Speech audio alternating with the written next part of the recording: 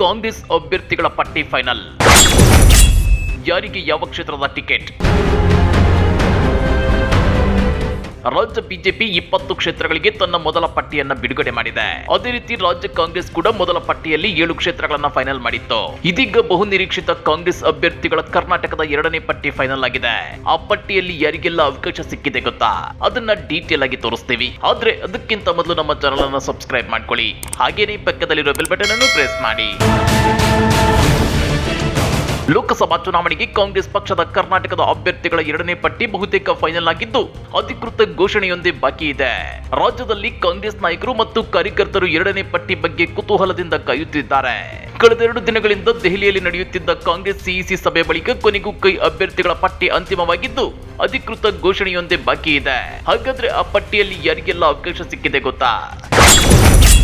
ಚಿತ್ರದುರ್ಗದಿಂದ ಚಂದ್ರಪ್ಪ, ರಾಯಚೂರಿನಿಂದ ಕುಮಾರ್ ನಾಯ್ಕ್, ಬೆಳಗಾವಿಯಲ್ಲಿ ಮೃಣಾಲ್ ಹೆಬ್ಬಾಳ್ಕರ್, ಚಿಕ್ಕೋಡಿಯಲ್ಲಿ ಪ್ರಿಯಾಂಕಾ ಜಾರಕಿಹೊಳಿ, ಬಾಗಲಕೋಟೆಯಲ್ಲಿ ಸಂಯುಕ್ತ ಶಿವಾನಂದ ಪಾಟೀಲ್ ಅವರಿಗೆ ಟಿಕೆಟ್ ಸಿಕ್ಕಿದೆ ಎನ್ನಲಾಗ್ತಿದೆ.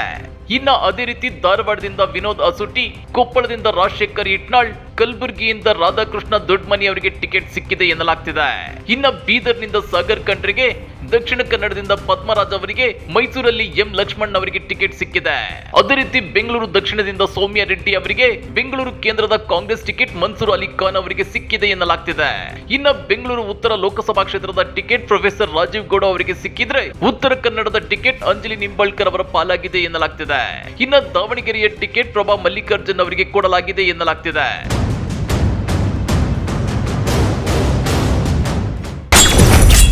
ಈ ಮಧ್ಯೆ 4 ಕ್ಷೇತ್ರಗಳ ಟಿಕೆಟ್ ಇನ್ನೂ ಅಂತಿಮವಾಗಿಲ್ಲ.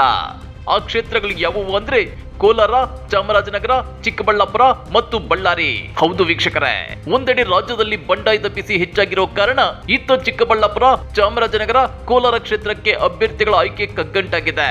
ಈ 4 ಕ್ಷೇತ್ರಗಳನ್ನ ಬಾಕಿ ಉಳಿಸಿಕೊಂಡಿದ್ದೇವೆ ಅಂತೇಳಿ ದಿಲ್ಲಿಯಿಂದ ಬೆಂಗಳೂರಿಗೆ ವಾಪಸ್ ಆಗಿರೋ ಸಿಎಂ ಸಿದ್ದರಾಮಯ್ಯ ಮತ್ತು ಡಿಸಿಎಂ ಡಿಕೆ ಶಿವಕುಮಾರ್ ಹೇಳಿದ್ದಾರೆ. ಕಾಂಗ್ರೆಸ್ನಿಂದ ಬಿಜೆಪಿ ನಾಯಕರಿಗೆ ಗಾಳ ಹಾಕುವ ವಿಚಾರವಾಗಿ ಬಹಿರಂಗವಾಗಿ ಮಾತನಾಡಲು ಡಿಕೆ ಶಿವಕುಮಾರ್ ನಿರಾಕರಿಸಿದ್ದಾರೆ. ಬೇರೆ ಪಕ್ಷದ ನಾಯಕರು ಕಾಂಗ್ರೆಸ್ಗೆ ಬರುವ ಬಗ್ಗೆ ಬಹಿರಂಗವಾಗಿ ಮಾತನಾಡಲ್ಲ. ಕೆಲವು ಸಂಸದರ ಕಾಂಗ್ರೆಸ್ ಸೇರ್ಪಡೆ ವಿಚಾರ ಹೈಕಮಾಂಡ್ ನಿರ್ಧಾರ ತೆಗೆದುಕೊಳ್ಳುತ್ತೆ ಅಂತ ಹೇಳಿದ್ದಾರೆ. ಸಚಿವರ ಕುಟುಂಬದವರಿಗೆ ಲೋಕಸಭಾ ಚುನಾವಣಾ ಟಿಕೆಟ್ ನೀಡಲಾಗುತ್ತಿದೆ ಎಂಬ ಆರೋಪಕ್ಕೆ ಉತ್ತರಿಸಿರುವ ಡಿಸಿಎಂ ಡಿಕೆ ಶಿವಕುಮಾರ್, ರಾಜಕೀಯ ವ್ಯವಸ್ಥೆಯಲ್ಲಿ ಕೆಲಸ ಮಾಡಿರೋರಿಗೂ ಹೊಸ ಅಭ್ಯರ್ಥಿಗಳನ್ನ ತರುವುದಕ್ಕೂ ವ್ಯತ್ಯಾಸವಿದೆ. ಇಡೀ ದೇಶದಲ್ಲಿ ಕುಟುಂಬದ ಸದಸ್ಯರಿಗೆ ಟಿಕೆಟ್ ನೀಡಲಾಗುತ್ತಿದೆ.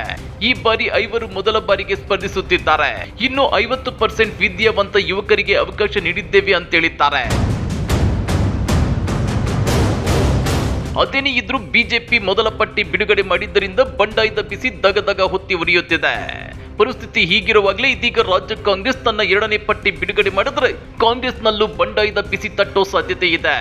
ಅದರ ಒಂದು ಭಾಗ ಎಂಬಂತೆ ಬಾಗಲಕೋಟೆ ಟಿಕೆಟ್ಗಾಗಿ ವೀಣಾ ಕಾಶಪ್ಪನವರ ಅಸಮಾಧಾನ ಹೊರಹಾಕಿದ್ದಾರೆ. ಆದ್ರೆ ಬಿಜೆಪಿಯಲ್ಲಿ ಬಂಡಾಯದ ಬೆಂಕಿ ಹೊತ್ತಿಕೊಂಡಷ್ಟು ದೊಡ್ಡ ಮಟ್ಟದಲ್ಲಿ ರಾಜ್ಯ ಕಾಂಗ್ರೆಸ್ನಲ್ಲಿ ಬಂಡಾಯದ ಬಿಸಿ ಕಾಣಿಸೋದು ಅನುಮಾನ ಎನ್ನಲಾಗ್ತಿದೆ. ಇನ್ನ ರಾಜ್ಯ ಕಾಂಗ್ರೆಸ್ ನಾಯಕರು ಅಳಿದು ತೂಗಿ ಅಭ್ಯರ್ಥಿಗಳನ್ನೇನೋ ಫೈನಲ್ ಮಾಡಿದ್ದಾರೆ. ಇನ್ಮೇಲೆ ಆ ಅಭ್ಯರ್ಥಿಗಳನ್ನ ಗೆಲ್ಲಿಸಿಕೊಂಡು ಬರೋದು ಹೇಗೆ ಅನ್ನೋದರ ರಣತಂತ್ರ ರೆಡಿಯಾಗಬೇಕಾಗಿದೆ.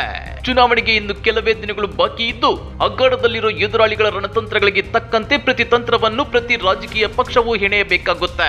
ಈ ಬಗ್ಗೆ ನೀವೇನಂತೀರಾ? ಕಮೆಂಟ್ ಮಾಡಿ, ವಿಡಿಯೋ ಲೈಕ್ ಮಾಡಿ, ಶೇರ್ ಮಾಡಿ. ಇಂಥ ಮತ್ತಷ್ಟು ರೋಚಕ ರಾಜಕೀಯ ಸುದ್ದಿಗಳನ್ನ ಮಿಸ್ ಮಾಡದೆ ನೋಡಬೇಕು ಅಂದ್ರೆ ನಮ್ಮ ಯೂಟ್ಯೂಬ್ ಚಾನೆಲ್ ಅನ್ನ ಸಬ್ಸ್ಕ್ರೈಬ್ ಮಾಡ್ಕೊಳ್ಳಿ.